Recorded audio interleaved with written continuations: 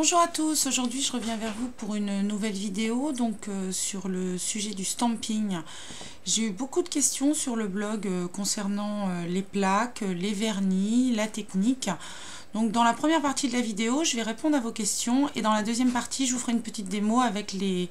Ça c'est mes toutes premières plaques. Je ne sais pas si on va bien voir avec le reflet. Donc c'est les plaques M. Vous avez le nom des plaques qui se trouvent là,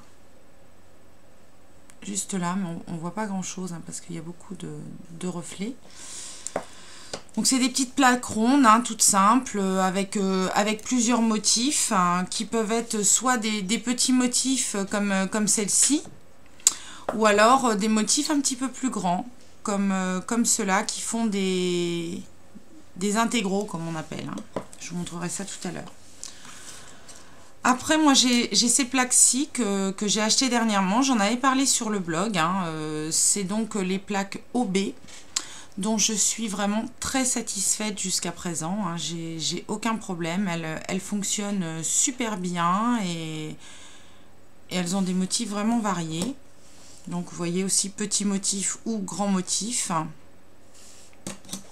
Et puis, enfin, j'ai deux plaques que j'ai achetées qui sont des plus grandes, en taille L. Donc celle-là, j'en suis pas spécialement contente parce que je voulais des plaques avec des French, comme vous voyez là. Mais elles sont pas creuses et elles prennent très très mal le vernis. Donc alors comment choisir ces plaques? Je vais vous dire un petit peu bêtement, autant qu'on les a pas essayées ou qu'on les voit pas... Vraiment, c'est difficile de savoir. Bon, une bonne plaque doit être creuse. Donc, vraiment creuse. Quand on passe l'ongle, vous devez entendre. C'est vraiment profond, quoi. C'est vraiment très creux. Contrairement à celles-là que j'ai et qui sont très superficielles. Donc, en fait, le vernis, quand on racle, il s'en va. Tout s'en va et on n'arrive donc pas à stamper correctement, quel que soit le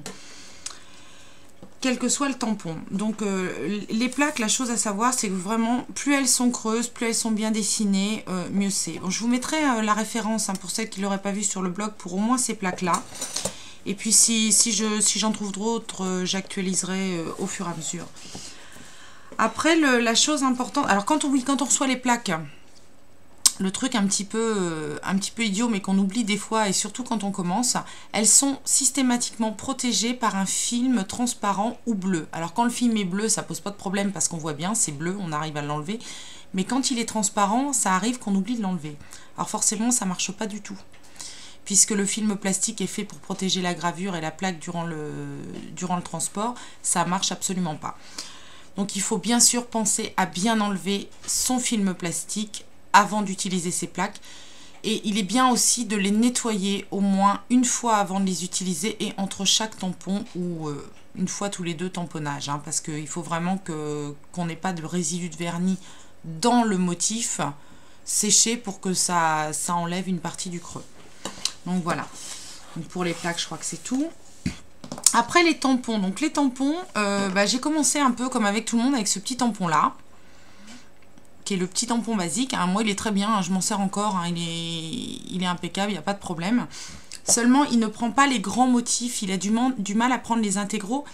Et quand on appuie un petit peu dessus, il est quand même assez dur, il y a une résistance. Donc quand on a comme moi les ongles bombés, là vous voyez je suis les ongles presque nus puisque j'ai juste mis une base. Quand on a les ongles bombés, on a du mal avec ce tampon là parce qu'en fait il n'épouse pas la forme de l'ongle. C'est un petit peu le problème. Donc j'ai acheté récemment celui-ci, dont je suis vraiment très très très contente, parce que vous allez voir quand on appuie dessus, il s'enfonce bien. Regardez, on voit que par rapport à l'autre. Et donc c'est pareil pour l'ongle, en fait il épouse bien l'ongle, comme ça, on arrive vraiment à enfoncer l'ongle dedans, et donc ça prend très bien le motif et ça le retransfère bien sur l'ongle. Le petit côté, bon c'est un petit côté, par contre il est de la même matière que le petit rouge là, donc bon pas de grande révolution. J'avais aussi acheté le premier double tampon qui est sorti, c'est-à-dire celui avec le corps rose, qui faisait un peu conique, bon vous le verrez pas parce qu'il est à la poubelle. j'ai jamais pu m'en servir. Hein. Donc on m'avait conseillé de limer, de passer de l'acétone, enfin plein de choses. J'ai tout essayé, il n'y a rien qui a fonctionné. Il n'a jamais pris aucun motif. Moi, ça a été une très grande déception. Après, les petites plaques. Donc les plaques, si vous n'en avez pas, c'est pas grave. Hein. Une carte fidélité d'un magasin dont vous ne servez pas, ça fait l'affaire. Hein. Donc moi, j'ai eu celle-ci avec mon grand double tampon. Bon, elle est très bien. Celle-ci avec le petit tampon rose, qui est donc très bien aussi. Et puis, il y a celle-ci.